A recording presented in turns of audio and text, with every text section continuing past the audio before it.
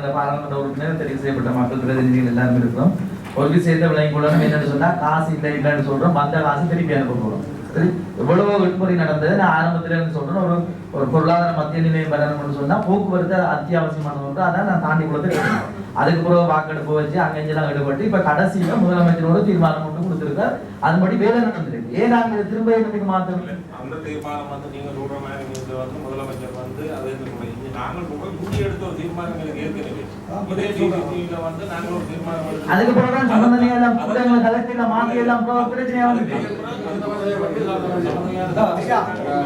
10-15 வருஷத்துக்கு முன்னாடி என்ன நிலையில எடுத்தாங்களோ யார் எடுத்தது தெரியலன்னு சொல்றோம்.